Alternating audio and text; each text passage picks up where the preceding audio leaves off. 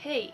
So this video is going to be talking about Christmas trees and the fact that my family and I always get a real Christmas tree every year. It might be a bit of a random video to post, but I recently told one of my friends that I was going to go to a Christmas tree farm to get our Christmas tree, and they didn't realise that was a thing here in Ireland. They thought that real Christmas trees were only available in the US and that people here in Ireland just always had fake trees because they grew up with fake trees and so did all of their friends in school. So my family and I, since I was younger, even when I used to live over in England, we'd always have a real Christmas tree in our house. It just, I don't know, it adds to the aesthetic of Christmas, I think. You know, even to have the smell of it around the house is so beautiful. We understand that there are some people who are allergic to Christmas tree, that's why they can't have a real one.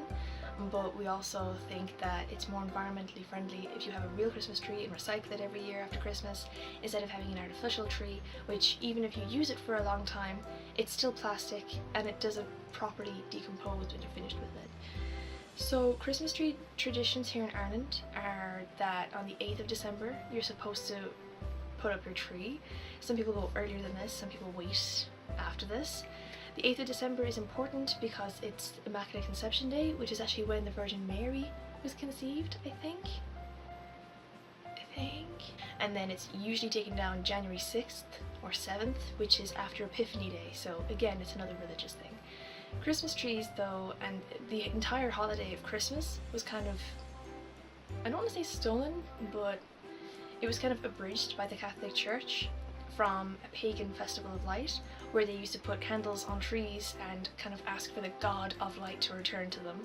They thought that, you know, the middle of December was the middle of the winter time, and they would decorate trees and they would bring like evergreen trees into the houses and stuff to remind them of springtime, the fact that things are going to come back again, come back to life, but also to celebrate the god of light and to ask for them to bring back the light to the world. Now it's a huge consumerism thing.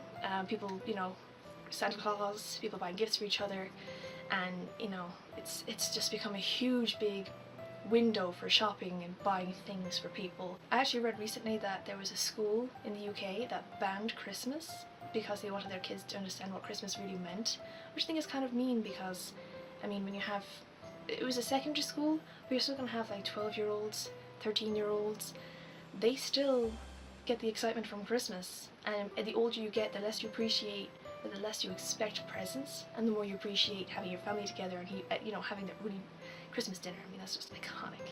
So my family and I visit the same farm every year.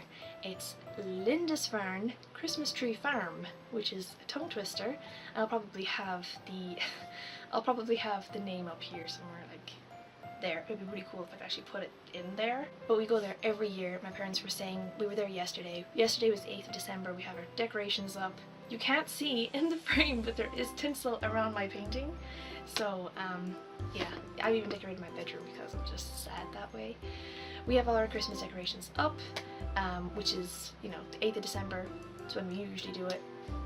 Other cultures and other families will have different mindsets. I used to know somebody who'd wait until Christmas Eve before they got a tree. That scares me. That's too late. So yeah, we went to the farm yesterday. It's literally just a few fields full of Christmas trees. You get to walk around and choose whatever tree you want. They have some that they cut every year, just kind of pre-cut trees that are about 5 foot, 6 foot, and 7 foot. They just kind of have them on the front lawn as you drive up. It's somebody's house, but you drive up to the front door of their house, and to the left you have like a small little grass area with a couple of pre-cut trees that you can choose from, or if you want to choose your own tree you go down to the right and you've got 3 main fields, I think, full of trees. And they told us that actually the tree that we got yesterday came from a batch of new trees that were planted back in 2010. Pine trees usually take about 10 years to fully mature, but that's not to, you know, to fully mature, it's a lot taller than the 6 feet high. So we actually took kind of a teenager tree. That sounds really bad. What you are able to do is you can visit the farm before Christmas and you can tag different trees. I actually have footage. My mother and I found a really nice tree that had been tagged by another family. You can tag the tree so that if you don't want to buy it then and there, but you want that one, they'll put a special white tag around the top of it so nobody else will try and take it. So you walk around this field of trees. You choose whichever one you think will look the best, wherever you're putting it. So for us it's our living room. If you want for your kitchen, they have small ones, they have really tall ones. If you have really high ceilings, they have all sorts of trees there. And you just basically choose what tree you want, and if you're able to take it away that day, you tell one of the guys and they come over and they cut it down for you. It was a lot of fun. A lot of fun. Trying to get the tree home was a bit of a ride. We were trying to put it on the roof of our car, which probably isn't the best of ideas. We usually shove it into the boot of the car, but because of the amount of pines that come off the tree, we decided we want to, you know, not have to clean the car for a while, so we didn't do that this year. We put it on the roof of the car and tied it down with rope, and my dad and the guy who was working at the farm, they both put up the tree onto the top of the car. The wind was so bad yesterday, it pushed the tree off, nearly hit somebody else's car that was parked beside us, which was really scary. But we did it, and it was just really beautiful to walk around the farm and see all the trees again. I wasn't here last year when my parents went to go get the tree because I came home December 16th from being in England for my semester abroad. So my mother was really disappointed because this time last year they had snow here, and when they went to the farm all the trees were covered with snow. My mother was telling me it was a beautiful thing, you know, to walk around in a snowy field with snow covered Christmas trees, and it was beautiful. We were hoping for snow yesterday and instead we got wind and rain, which is typical Irish weather. I don't know why I'm so offended, but I'm still offended by that. How dare you, Ireland. But yeah, we got our tree and it's all decorated and it smells divine. My parents complained before that they went to, you know, just like a normal hardware store and bought a tree a few years ago, and the tree ended up dying like pretty much straight after Christmas. I think actually Christmas morning there were like little brown pines falling off of it, and you're just like, why is it dead? If the weather was better yesterday, I was going to just talk to the camera while we were walking around the trees, but because of how bad it was, I wasn't able to do that. I mean, as it is, a lot of my recording has been affected by wind, so I'm gonna have to try and fix that as best I can.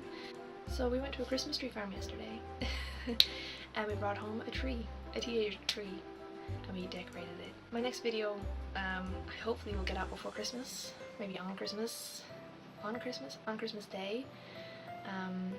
I'm not too sure just yet, but yeah. Bye!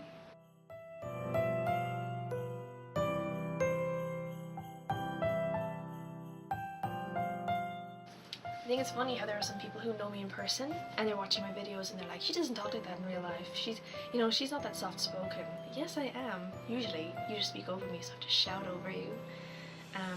Yeah. I gotta stop saying Ugh. How painful would you say it is on a scale of 1 to 10? 9.5. Beautiful, you can remove yourself.